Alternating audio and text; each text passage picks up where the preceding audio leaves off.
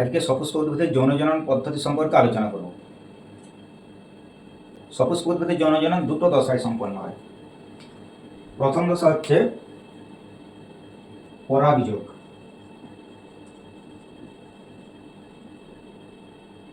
প্রথম দশা। দ্বিতীয় দশা হচ্ছে নিষেক।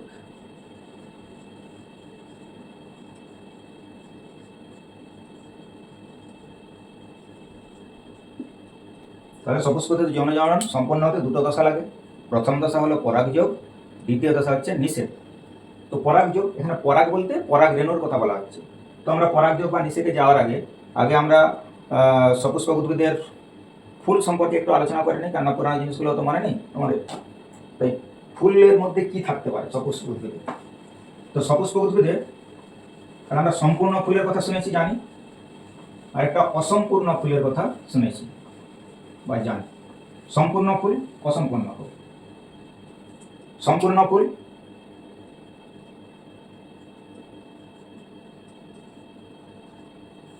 ফুলে চারটা স্তবক, যে ফুলে চারটা স্তবক থাকে তাকে সম্পূর্ণ ফুল বলে। চারটা স্তবক কি কি? বৃতি, দলমণ্ডল, পুংস্তবক বা যেটাকে বলা হচ্ছে পুংকেশর, আর একটা বলা হচ্ছে স্ত্রী স্তবক বা যেটাকে বলা হয় গর্ভকেশর চক্র বা গর্ভকেশর। সেটা আমরা গর্ভকেশরই লিখলাম। তাহলে বৃতি, দলমণ্ডল, পুংস্তবক, স্ত্রী স্তবক, এই চারটা স্তবক যে ফুলে আমরা দেখতে পাই তারা হচ্ছে সম্পূর্ণ ফুল।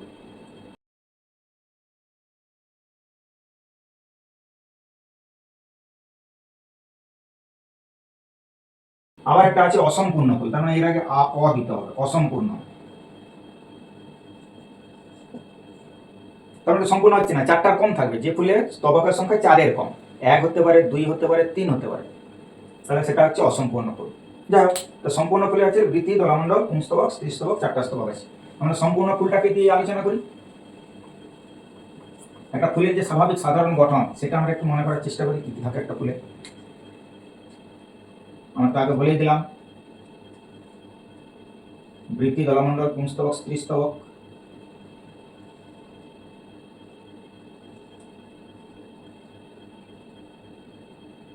এটা হচ্ছে পুষ্পবৃন্ত, হ্যাঁ, এটা বলা হচ্ছে পুষ্পাক্ষ, তার উপরে ফুলের অন্যান্য অংশগুলো অবস্থান করে। তো এখানে আমাদের যেহেতু সপুষ্পক উদ্ভিদের জনন করছি, তাহলে আমরা এখানে মেনলি পুংস্তবক আর স্ত্রী স্তবকটা আঁকলেই আমাদের ওই কাজটা সম্পূর্ণ হয়ে যাবে। পুংস্তবক, স্ত্রী স্তবক। আমরা জানি পুংস্তবক, পুংকেশরের সংখ্যা সেখানে বিভিন্ন রকমের হয় বিভিন্ন ফুলে। কোনো কোনো কোনো কোনো ক্ষেত্রে 5টা পুংকেশর আছে, আমরা এখানে দুটোই আঁকছি আপাতত। কোনো ক্ষেত্রে 4টা আছে বা তারও কম বা বেশি আছে, থাকতে পারে। তাহলে এটা হচ্ছে পুংকেশর। পুংকেশরের এটাকে বলা হচ্ছে পুংদণ্ড, আর এটাকে বলা হচ্ছে পরাগধানী। পরাগধানী বা পরাগথলি, থলির মতো অংশ। পরাগধানী, পুংদণ্ড। এই পুংদণ্ডের উপর পরাগধানী আছে। সেই পরাগধানের মধ্যে আছে পরাগ রেণু মাতৃকোষ। পরাগ রেণু মাতৃকোষ, সেই পরাগ রেণু মাতৃকোষগুলো কি হয়? মিয়োসিস পদ্ধতিতে বিভাজিত হয়ে 4টা করে পরাগরেণু উৎপন্ন করে। তাহলে পরাগধানীর মধ্যে আছে পরাগরেণু মাতৃকোষ। পরাগরেণু মাতৃকোষগুলো মিয়োসিস পদ্ধতিতে বিভাজিত হয়ে 4টা করে পরাগরেণু উৎপন্ন করে। তার মানে অর্ধেক ক্রোমোজোম হয়ে যাবে, তাদের n সংখ্যক ক্রোমোজোম হবে। তাহলে পরাগরেণু, আমি যদি দেখি যে পরাগধানীর মধ্যে যদি 20টা পরাগরেণু মাতৃকোষ থাকে, তাহলে 4টা করে 4 × 80টা পরাগরেণু উৎপন্ন হয়ে যাবে। তাহলে ভেতরে প্রত্যেকটা থেকে 4টা করে পরাগরেণু উৎপন্ন হবে। এইভাবে পরাগধানের মধ্যে পরাগরেণু উৎপন্ন হবে। আর মাঝে যেটা বসে আছে কলসির আকারের একটা অংশ আছে, হ্যাঁ, এটাকে বলা হচ্ছে, এটা তাহলে স্ত্রী স্তবকের অংশ। এটা হচ্ছে গর্ভাশয় বা ডিম্বাশয়। গর্ভাশয়, উপরে একটা দণ্ডের মতো অংশ আছে, গর্ভদণ্ড।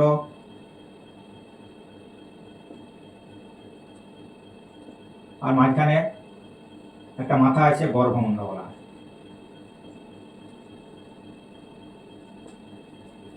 গর্ভাশয় বা ডিম্বাশয়, গর্ভদণ্ড, গর্ভমুণ্ড, এই হলো এই 3টা মেন অংশ। এবার এর মধ্যে ভেতরে অনেকগুলো অংশ আছে, অনেকগুলো বিষয় আছে। আমি জাস্ট এখন একটা রাফ লিখে দিচ্ছি, পরে এটা ডিটেলস বলবো।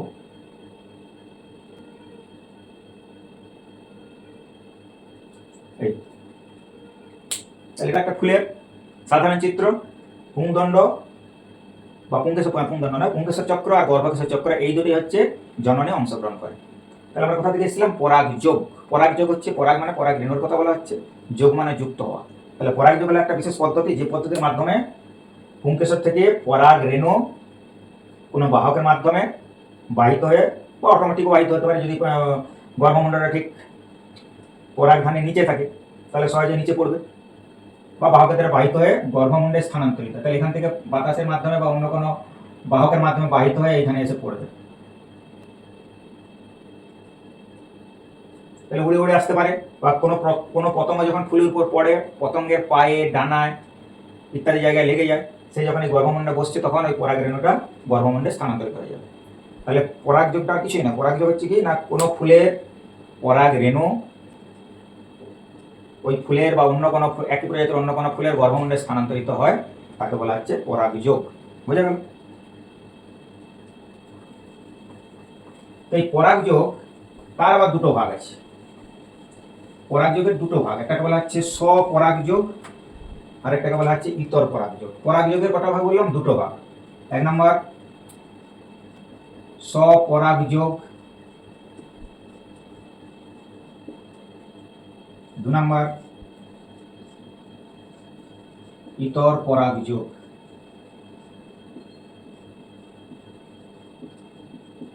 স্বপরাগযোগ, ইতর পরাগযোগ। এখানে প্রথমে লেখাই আছে স্বপরাগযোগ। স্বপরাগযোগ মানে স্ব মানে নিজে, কোনো ফুলের পরাগরেণু যখন ওই একই ফুলের গর্ভমণ্ডে স্থানান্তরিত হয় অথবা একই গাছের অন্য কোনো ফুলের গর্ভমণ্ডে স্থানান্তরিত হয়, তাকে বলছে স্বপরাগযোগ। তাহলে এখানে দুটো ব্যাপার আছে।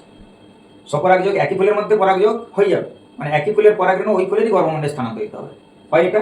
নতুবা কোনো ফুলের পরাগরেণু একই গাছের অন্য ফুলের গর্ভমণ্ডে স্থানান্তরিত, মানে একই গাছের মধ্যে যে কোনো ফুল হতে হবে, সেটা স্বপরাগযোগ। বোঝা গেল? কোনো ফুলের পরাগরেণু একই ফুলের গর্ভমণ্ডে স্থানান্তরিত হয় অথবা একই গাছের অন্য ফুলের গর্ভমণ্ডে স্থানান্তরিত হয়, তখন তাকে বলা হচ্ছে স্বপরাগযোগ। ইতর পরাগযোগ, কোনো ফুলের পরাগরেণু একই প্রজাতির অন্য গাছের কোনো ফুলের যখন গর্ভমণ্ডে স্থানান্তরিত হয়, কোনো ফুলের পরাগরেণু একই প্রজাতির অন্য গাছের কোনো ফুলের গর্ভমণ্ডে স্থানান্তরিত হলে তাকে বলা হচ্ছে ইতর পরাগযোগ। ক্লিয়ার? স্বপরাগযোগ, ইতর পরাগযোগ। তার মানে আমরা আগে যে ছবিটা দেখালাম, পরাগরেণুটা যখন গর্ভমণ্ডে স্থানান্তরিত হয়ে যাচ্ছে, সেটা যাই হোক না কেন, একই ফুলের মধ্যে হতে পারে, একই গাছের অন্য ফুলে হতে পারে, বা একই প্রজাতির অন্য কোনো ফুলের অন্য গাছের অন্য ফুলে পরাগরেণুটা যদি যুক্ত হয়ে যায় গর্ভমণ্ডে, তখন সেটাকে বলা হচ্ছে, সেটাই পরাগযোগ। তাহলে দুটো ভাগ, স্বপরাগযোগ, ইতর পরাগযোগ। তাহলে পরাগযোগ হয়ে গেল। প্রথম দশায় যেটা বলেছিলাম পরাগযোগ, সেটা কিন্তু হয়ে গেল। তাহলে পরাগযোগের পর আবার আসছে কি নিষেক। তো নিষেকে যাওয়ার আগে আমরা এই যে পরাগরেণু, পরাগরেণুর একটু গঠন সম্পর্কে একটু দেখেন, পরাগরেণুর গঠনটা কেমন।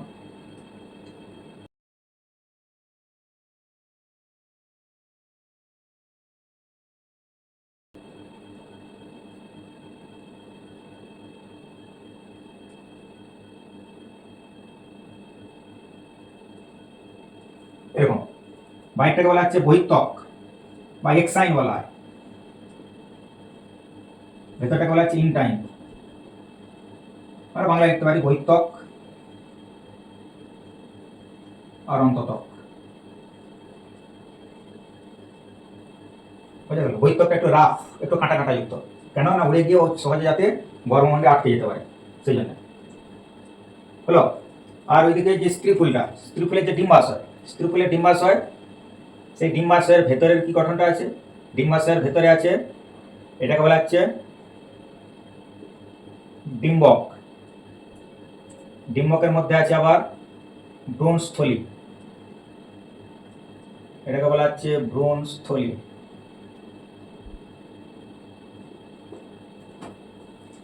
ডিম্বক, ভ্রূণস্থলী। সেই ভ্রূণস্থলীর মধ্যে ব্যাপারটা কি না, ডিম্বাশয়ের মধ্যে যে ভ্রূণস্থলী, এর মধ্যে ডিম্বক অনেকগুলো থাকতে পারে, একটা ডিম্বক থাকতে পারে, একের বেশিও থাকতে পারে। এই ডিম্বকের মধ্যে আমরা যেমন পরাগরেণু উৎপাদনের সময় কি বলেছিলাম, কোথা থেকে পরাগরেণু উৎপন্ন হচ্ছিল, মনে করার চেষ্টা কর। পরাগরেণু কোথা থেকে উৎপন্ন হচ্ছিল? পরাগরেণু মাতৃকোষ থেকে। মিয়োসিস বিভাজনের ফলে পরাগরেণু উৎপন্ন হচ্ছিল। তাহলে এখানে ডিম্বাশয়ের মধ্যে যে ডিম্বক আছে, সেই ডিম্বকের মধ্যে তাহলে কি হবে, কি মাতৃকোষ থাকবে? ডিম্বাণু মাতৃকোষ থাকবে। সেই ডিম্বাণু মাতৃকোষ সেও কিন্তু মিয়োসিস বিভাজনের ফলে 4টা কোষ উৎপন্ন করে। কিন্তু এই 4টা কোষের তারা কিন্তু হ্যাপ্লয়েড, মিয়োসিস মানে হ্যাপ্লয়েড হয়ে যাবে, ক্রোমোজোম সংখ্যা অর্ধেক হয়ে যাচ্ছে মানে n। সেই 4টার মধ্যে কিন্তু 3টা নষ্ট হয়ে যায়, একটি জীবিত থাকে। সেই যে একটা হ্যাপ্লয়েড নিউক্লিয়াস, সেই হ্যাপ্লয়েড নিউক্লিয়াসটা সেখানে কি হবে, পরপর 3বার বিভাজিত হবে। এটা একটু মনে রাখার মতো ব্যাপার। তাহলে একটা নিউক্লিয়াস বেঁচে আছে, আর বাকি যে 3টা নিউক্লিয়াস মিয়োসিসের ফলে যে 3টা নিউক্লিয়াস উৎপন্ন হয়েছিল, এই 3টা কিন্তু নষ্ট হয়ে গেছে। এই 3টা নষ্ট হয়ে গেছে 4টার মধ্যে, একটা নিউক্লিয়াস বেঁচে আছে। সেই নিউক্লিয়াসটা পরপর 3বার মাইটোসিস পদ্ধতিতে বিভাজিত। এবার কিন্তু মিয়োসিস না, মাইটোসিস, কারণ ক্রোমোজোম সংখ্যা অর্ধেক হয়ে গেছে, n হয়ে গেছে। আবার যে মিয়োসিস আরও তো অর্ধেক হয়ে যাবে না, এবার মাইটোসিস। তাহলে মাইটোসিস একবার বিভাজন হলো, মাইটোসিসে একবার বিভাজন হলে কটা উৎপন্ন হবে, 2টো। আরেকবার এখান থেকে 2টো হয়ে গেল, এর থেকেও 2টো হয়ে গেল। তাহলে একবার হলো বিভাজন, দুবার হলো বিভাজন, তাহলে কত হলো, 4টা। এরপরে আবার প্রত্যেকটা থেকে 2টো করে হবে, 1 2 3 4 5 6 7 8, এরকম 8টা নিউক্লিয়াস উৎপন্ন হয়ে গেল। তাহলে একটা হ্যাপ্লয়েড নিউক্লিয়াস ছিল, বেঁচে ছিল, বাকিগুলো নষ্ট হয়ে গেছে। সেই একটা থেকে পরপর 3বার মাইটোসিস বিভাজন হবে, মিয়োসিস না মাইটোসিস। 3বার মাইটোসিস বিভাজনের ফলে 8টা অপত্য নিউক্লিয়াস সৃষ্টি হয়, 8টা। এই যে 8টা অপত্য নিউক্লিয়াস, এই 8টা অপত্য নিউক্লিয়াস তারাও আবার সজ্জিত হবে ভেতরে, আর ভেতরে ভ্রূণস্থলীর ভেতরে সজ্জিত হবে। উত্তর মেরুতে 3টা, দক্ষিণ মেরুতে 3টা, আর মাঝখানে থাকবে সেন্ট্রালে, যেটা বলা হচ্ছে হয় কি বলে ওটাকে, মধ্যবিন্দুতে থাকবে 2টো।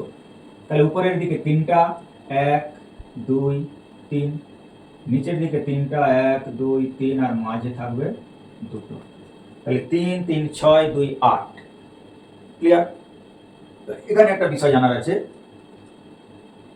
যে ডিম্বকের কিন্তু ডিম্বক রন্ধ্র আছে, একদিকে একটা ছিদ্র আছে, রন্ধ্র। সেটা কোনো ফুলে উপরের দিকে থাকতে পারে, এটা যদি ফুল হয়, আমার হাতটা যদি আমরা ফুল কল্পনা করি, ডিম্বরন্ধ্র উপরের দিকে থাকতে পারে, আবার অনেক সময় ডিম্বরন্ধ্র নিচের দিকেও থাকে। সেটা উদ্ভিদ অনুযায়ী ভ্যারি করে। কোনো ক্ষেত্রে ডিম্বরন্ধ্র উপরের দিকে পড়ে, আবার কোনো ক্ষেত্রে ডিম্বরন্ধ্র নিচের দিকে পড়ছে। যেদিকে ডিম্বরন্ধ্র থাকে সেই দিকে ডিম্বাণু অবস্থান করে। আমি যদি এইদিকে ডিম্বরন্ধ্র আছে, তাহলে এখানে ডিম্বাণুটা অবস্থান করবে, মাঝখানে একটা ডিম্বাণু। হ্যাঁ, তাহলে যেদিকে ডিম্বরন্ধ্র সেই দিকে অবস্থান করবে ডিম্বাণু।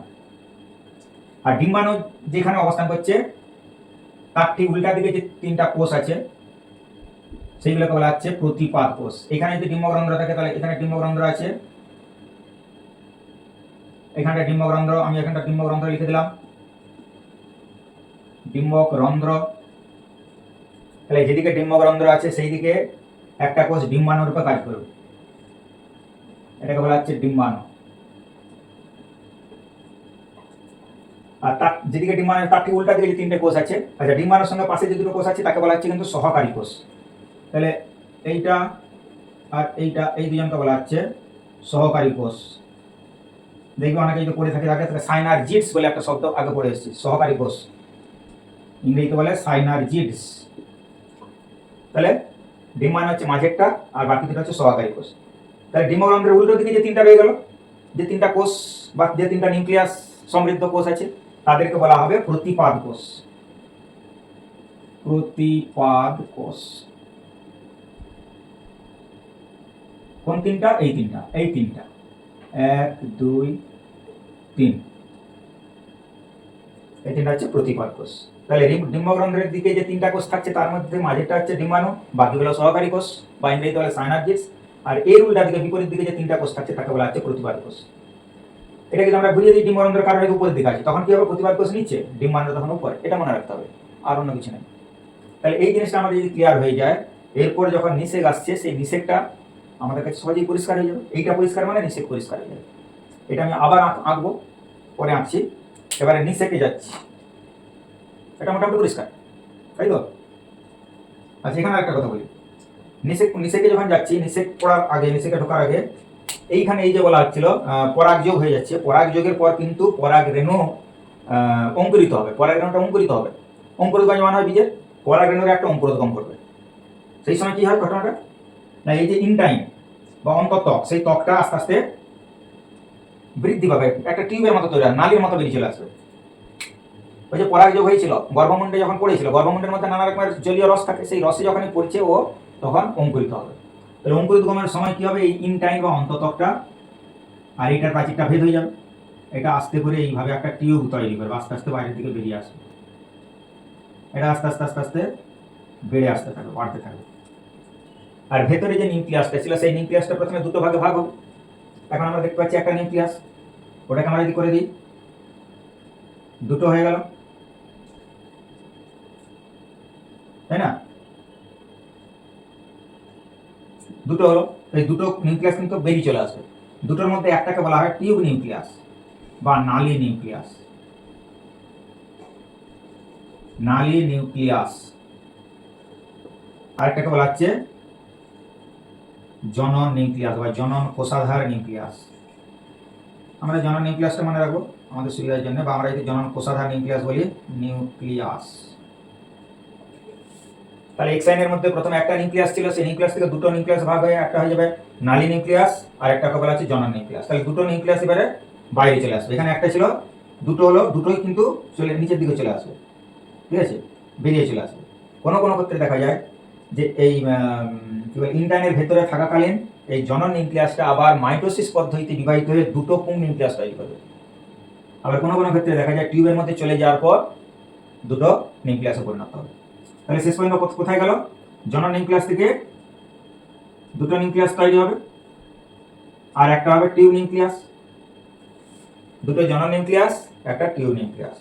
আরেকবার বলছি মনে রাখার জন্য, ইন্টার্নের মধ্যে যে নিউক্লিয়াসটা ছিল সেই নিউক্লিয়াস থেকে দুটো নিউক্লিয়াস তৈরি হয়, একটা গঠন করছে নালী নিউক্লিয়াস, আর একটা গঠন করছে জনন নিউক্লিয়াস। ওই নালী নিউক্লিয়াস আর জনন নিউক্লিয়াসটা টিউবের মধ্যে চলে আসে, চলে আসার পর জনন নিউক্লিয়াসটা আবার মাইটোসিস পদ্ধতিতে বিভাজিত হয়ে দুটো জনন কোষ বা পুং গ্যামেট উৎপাদন করবে, পুং নিউক্লিয়াস উৎপাদন করবে, যেটাকে আমরা পুংগেরিমট বলবো। আর নালী নিউক্লিয়াসটা সে সেইভাবেই থাকবে।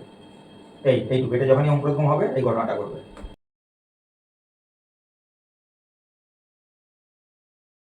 আমরা পরে এটা আবার দেখাবো ওখানে নিষেধটা দেখানোর সময়, যা সেটা প্রথমে বুঝিয়ে নেওয়ার জন্য দুটো জায়গায় কি হচ্ছে, পুং গ্যামেটটা ঠিক কিভাবে কাজ করছে, স্ত্রী গ্যামেটটা ঠিক কিভাবে উৎপাদন হচ্ছে বা কিভাবে কাজ করবে, সেটা আমরা পরে দেখছি।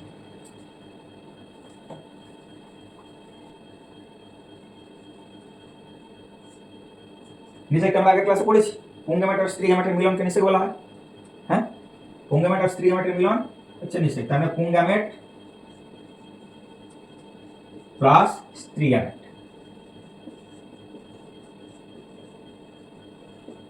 এটা হচ্ছে নিষেধ। পুং গ্যামেট আর স্ত্রী গ্যামেটের মিলনকে নিষেধ বলা হয়।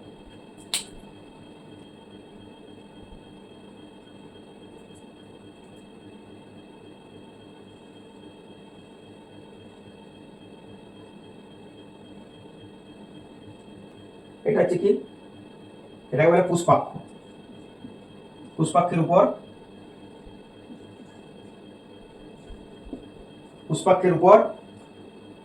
স্ত্রী স্তবকটা বসে আছে, পুষ্পাক্ষের উপর স্ত্রী স্তবক বসে আছে, ঠিক আছে।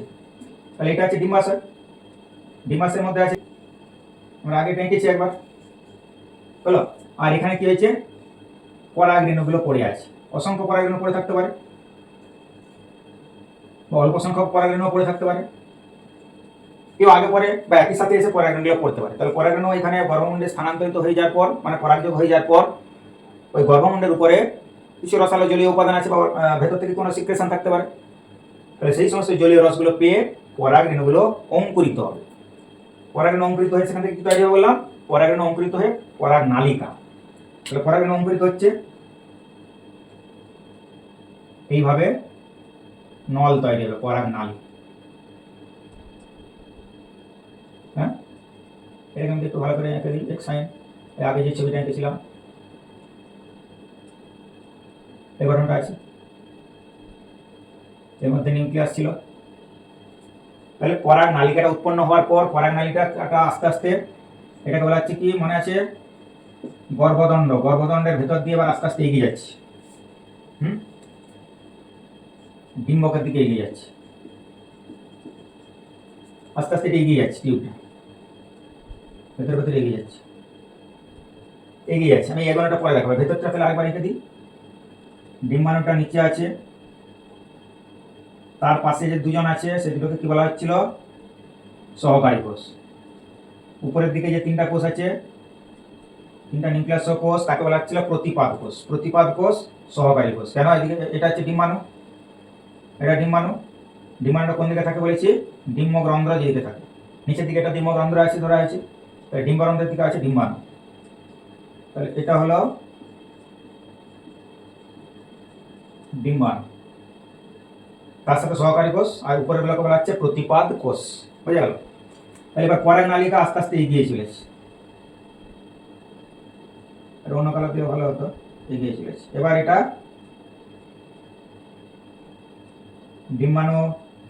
ডিম্বাণু বলছি, ডিম্বক ত্বক ভেদ করবে, ডিম্বক ত্বক ভেদ করে এখানে চলে যাবে, ঠিক আছে? ভ্রূণস্থলী, ডিম্বক ত্বক ভেদ করে একদম ভ্রূণস্থলী ভেদ করে ভেতরে চলে যাবে। ভেতরে চলে যাওয়ার পর কি হবে? আগে আমরা কি বলেছি, এখানে একটা হচ্ছে জনন কোষ বা জনন নিউক্লিয়াস বা জনন কোষাধার নিউক্লিয়াস বলা হয়েছিল একটা, আরেকটা হচ্ছে টিউব নিউক্লিয়াস। এরা তো আর এখানে থাকবে না, যখন টিউবটা এগিয়ে যাচ্ছে তখন এই নিউক্লিয়াসগুলো ভেতরে চলে যাচ্ছে। হ্যাঁ, জনন নিউক্লিয়াস থেকে দুটো জনন কোষ উৎপাদন হবে, দুটো জনন কোষ উৎপাদন হবে, আর একটা হচ্ছে টিউব নিউক্লিয়াস বা নালী নিউক্লিয়াস থাকবে। নালী নিউক্লিয়াস নষ্ট হয়ে যাবে, আর এই যে দুটো ছিল এই দুটো আস্তে করে এইখানে চলে যাবে, ভেতরে চলে যাবে। তাহলে এইখানে যে দুটো ছিল জনন নিউক্লিয়াস, যেটাকে আমরা পুং গ্যামেট বলছি, সেই পুং গ্যামেট বা জনন নিউক্লিয়াস দুটো ডিম্বক ভেদ করবে বা আর ভ্রূণস্থলী ভেদ করে ভেতরে চলে যাবে। হলো? পরাগ নালিকা যখন ভেতরে ঢুকছে তার প্রাচীরটা তো ভেঙে যাচ্ছে, এখানে এই যে ফাঁকা দেখানো আছে, ফাঁকা ফাঁকা, এই ফাঁকা জায়গাতে এটা ভেতরে ঢুকে গেল। ঢুকে যাওয়ার পর আছে এখানে আর দুটো নিয়ে তাকানো হয়, কি বাকি রয়ে গেছে? যে দুটো নিউক্লিয়াস মাঝে থাকার কথা ছিল এই দুটো মাঝখানে আছে, এই দুটোকে একসঙ্গে বলা হচ্ছে নির্ণীত নিউক্লিয়াস।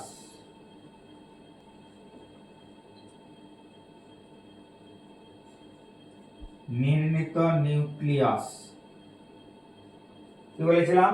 3 3 6 2 8, এই দুটোকে মাঝের দুটোকে বলা হচ্ছে নির্ণীত নিউক্লিয়াস। তাদের ক্রোমোজোম সংখ্যা n ছিল দুটো, তাহলে n 2n হয়ে গেল। এই নিউক্লিয়াস তাহলে কত হয়ে গেল? n+n, তার থেকে হবে 2n। এটা কিন্তু 2n, বাকি এখানে যারা আছে সবাই কিন্তু n। যেটা ভেতরে ডিম্বাণু বসে আছে এটা হচ্ছে n। এই যে পুং গ্যামেট দুটো ঢুকেছে ভেতরে, এটা অন্য কালি দিয়ে দেখাই তাহলে সুবিধা হবে বুঝতে। পুং গ্যামেট দুটো যে ভেতরে ঢুকেছে এই দুটো হচ্ছে n। এই পুং গ্যামেটের মধ্যে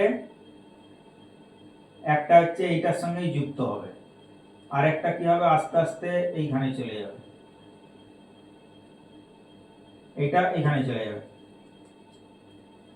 তাহলে দুটো পুং গ্যামেটের মধ্যে একটা পুং গ্যামেট ডিম্বাণুর সঙ্গে যুক্ত হবে, তাহলে এটাও একটা গ্যামেট ডিম্বাণুর সঙ্গে যুক্ত হচ্ছে। আরো একটা যে পুং গ্যামেট ছিল সেটা কিন্তু অন্য আরেকটা জায়গায় যুক্ত হবে, যে এই যে নির্ণীত নিউক্লিয়াস যেটা ছিল তার সাথে যুক্ত হবে। তাহলে এখানে দুটো গ্যামেট দুটো জায়গায় যুক্ত হচ্ছে, ওই জন্য এটাকে বলা হয় দ্বিনিষেক। এই শব্দটা আসবে বা আগে কখনো পড়েছিস, বা ডবল ফার্টিলাইজেশন, ইংরেজিতে পড়ে এসেছিস কোথাও না কোথাও, দ্বিনিষেক বা ডবল ফার্টিলাইজেশন। তাহলে পরাগ নালিকা থেকে যে দুটো পুং গ্যামেট ডিম্বক ভেদ করে ভ্রূণস্থলী ভেদ করে ভেতরে প্রবেশ করলো, তার মধ্যে একটা পুং গ্যামেট ডিম্বাণুর সঙ্গে যুক্ত হয়, অপর পুং গ্যামেট নির্ণীত নিউক্লিয়াসের সঙ্গে যুক্ত হয়। নির্ণীত নিউক্লিয়াসের সঙ্গে যুক্ত হয়, এই যে দুবার ফার্টিলাইজেশন বা নিষেক হচ্ছে এটাকে বলা হচ্ছে দ্বিনিষেক বা ডবল ফার্টিলাইজেশন। বোঝা গেল? ডিম্বাণুর সঙ্গে যখন যুক্ত হয়ে যাচ্ছে পুং গ্যামেট, সেটা কি তৈরি হবে? পুং গ্যামেট আর স্ত্রী গ্যামেট। এটা আসলে ডিম্বাণুটা স্ত্রী গ্যামেট আর একটা পুং গ্যামেট আর স্ত্রী গ্যামেট যুক্ত হলে কি হবে? জাইগোটে পরিণত হবে। পুং গ্যামেট যুক্ত স্ত্রী গ্যামেট, তার থেকে হয়ে গেল জাইগোট। আর এখানে নির্ণীত নিউক্লিয়াসের সঙ্গে আরেকটা পুং গ্যামেট যুক্ত হলো, তাহলে সেখানে কত হবে? এই 2n ছিল, এর সঙ্গে কে যুক্ত হচ্ছে? কি আরেকটা পুং গ্যামেট যুক্ত হচ্ছে, সে আর ছিল n, তাহলে সেখান থেকে হয়ে যাবে 3n। এই যে 3n আসছে সেটাকে বলা হচ্ছে শস্য নিউক্লিয়াস, বা সেখান থেকে শস্য কোষ উৎপন্ন হয়। শস্য নিউক্লিয়াস। শস্য নিউক্লিয়াস। তাহলে নির্ণীত নিউক্লিয়াসের সঙ্গে একটা পুংগেমেট যুক্ত হয়ে গেল, শস্য নিউক্লিয়াস তৈরি করে।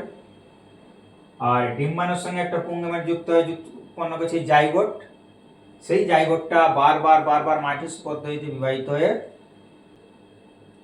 ডিম্বাণুর মধ্যে পুরো ডিম্বাণু সহ অংশটা ডিম্বকটা বীজে পরিণত হবে, ডিম্বকটা পরে বীজে পরিণত হবে এবং সেই বীজ থেকে নতুন জীব সৃষ্টি হবে, মানে অপত্যের সৃষ্টি হবে। তাহলে এই হলো হচ্ছে সপুষ্পক উদ্ভিদের যৌন জনন পদ্ধতি। আশা করছি সবাই বুঝতে পেরেছিস। এটা বারবার রিভাইজ করতে হবে, আগে প্রত্যেকটা গঠন সম্পর্কে জানতে হবে আলাদা আলাদা করে। আগে পরাগরেণুর গঠনটা আগে জানতে হবে। আচ্ছা, এখানে ডিম্বাশয়ের ভেতরে এই যে ডিম্বকের মধ্যে যে ভ্রূণস্থলী, তার মধ্যে এই যে 6টা নিউক্লিয়াস আসছে, সরি 6টা নয় 8টা নিউক্লিয়াস আছে, সেই নিউক্লিয়াসগুলো কিভাবে আসছে, কারা কিভাবে সজ্জিত থাকছে, দুটো যে পুংগেমেট এখান থেকে আসছে, দুটো পুংগেমেটের একটা পুংগেমেট কার সঙ্গে যুক্ত হচ্ছে, আরেক অন্য পুংগেমেটটা কার সঙ্গে যুক্ত হচ্ছে, কোনটা n, কোনটা 2n, কোনটা 3n। এখানে কিন্তু n, 2n, 3n তিনটাই আছে। এই n, 2n, 3n থেকে কিন্তু কোশ্চেন আসে, এগুলো আমাদের জানতে হবে। পুংগেমেট স্ত্রীগেমেট সেটা হলে n হবে। যখন দুটো পুংগেমেট বা দুটো গ্যামেট যুক্ত হয়ে যাচ্ছে, হ্যাপ্লয়েড গ্যামেট, সেখানে যেটা উৎপন্ন হবে সেটা 2n হয়ে যাবে। আবার যেখানে একটা 2n এর সঙ্গে একটা n যুক্ত হচ্ছে, সেটা 3n হয়ে যাবে। এটাও জানতে হবে। তাহলে এখান থেকে আমরা কি পাচ্ছি সেটা একবার দেখে নিই। যেগুলো গ্যামেট, পুংগেমেট বা স্ত্রী গ্যামেট,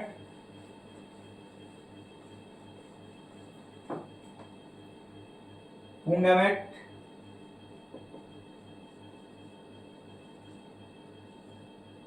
পুংগেমেটটা কি হচ্ছে n, স্ত্রী গ্যামেটটা কি হচ্ছে সেও n। আর আমরা কি দেখেছিলাম নির্ণীত নিউক্লিয়াস, যেটা নির্ণীত নিউক্লিয়াস ছিল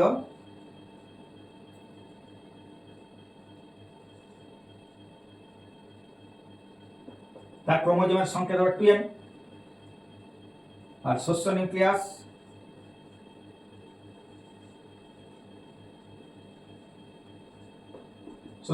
যেটা আসছে সেটা হচ্ছে 3n।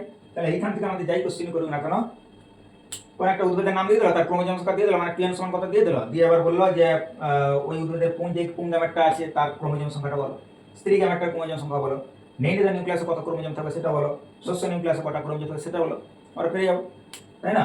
আমাদেরকে যদি বলে 7টা ক্রোমোজোম, 2n সমান 7, সেখান থেকে আমরা হিসাব করে পেয়ে যাবো। একটা উদ্ভিদের নাম বলে সেখানে বলে দেওয়া হবে 2n সমান 60। তাহলে ওই উদ্ভিদের পুংগেমেটের ক্রোমোজোম সংখ্যা কত হবে, নির্ণীত নিউক্লিয়াস ক্রোমোজোম। আমরা যদি এই সংকেতটা না জানি তাহলে আমরা ক্যালকুলেট করতে পারবো না। বিষয়টা খুবই ইজি, এই 4টা জিনিস জেনে রাখলে আমরা ওখান থেকে ক্যালকুলেট করে বের করতে পারবো।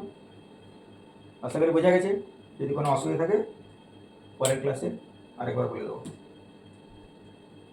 তাহলে ভালো করে পড়িস মন দিয়ে, ইজি, কোনো ব্যাপারই নয়, সহজ হয়ে যাবে একদম।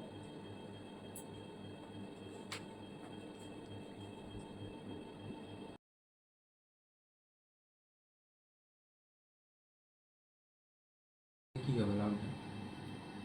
কি করে চলে যাবি 10টায়? দুপুরে কি ঘন্টা বাজবে নাকি কত? স্কুল গেলে কটায় কি? না, সেখানে টিফিন নিয়ে যেতাম। দুপুরে খাবো, ওখানে খাওয়া হয়।